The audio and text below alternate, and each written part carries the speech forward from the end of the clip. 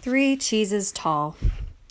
I nearly jumped out of my skin, thinking he was talking about me, that I'd been too slow to burn my books, that I'd let my disgust show on my face.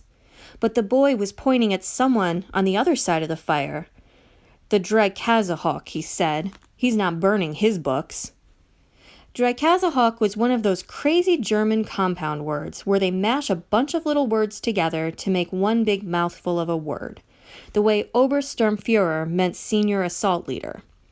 Dreikazahawk meant 3 cheeses tall, like 3 wheels of cheese stacked one atop the other. It was a silly way of saying somebody was short.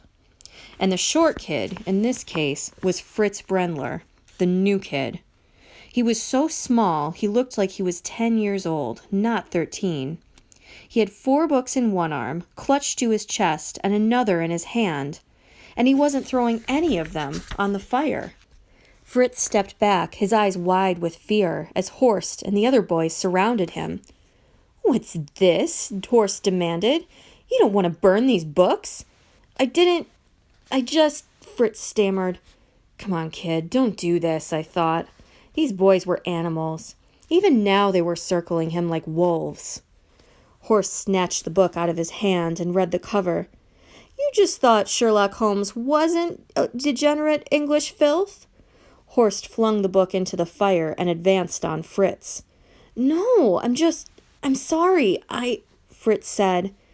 "Just throw the books into the fire," I begged Fritz silently. "They're going to kill you if you don't." Horst slapped the other books out of Fritz's arms and kicked them away. Before Fritz could recover, Horst shoved him hard with both hands, sending him flying into the Hitler Youth boys behind him. They grabbed him and punched him like hungry dogs pouncing on rotten meat. "Jew lover," they cried. "Degenerate!" My face burned hot in the crisp winter air, and my hands clenched into fists as the boys fell on Fritz, hitting him, clawing at him, tearing his clothes. My parents and I had walked away from the Jewish man in the street that night of broken glass 4 years ago because we had a bigger mission than one man. But I was right here, right now, and I wasn't the helpless little boy I'd been then, and these boys weren't the Gestapo. Then again, I was supposed to stay invisible. I wasn't supposed to get involved.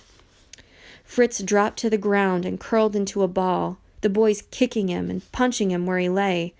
And suddenly I was back in the schoolyard at St. Paul's in London, and the older boys were kicking me in the legs, the back, the head. Their laughter was the only thing louder than my crying. I was helpless, ashamed, learning the hardest lesson I'd ever learned. When you fell down, it was over. Without giving it another moment's thought, I threw myself into the fight.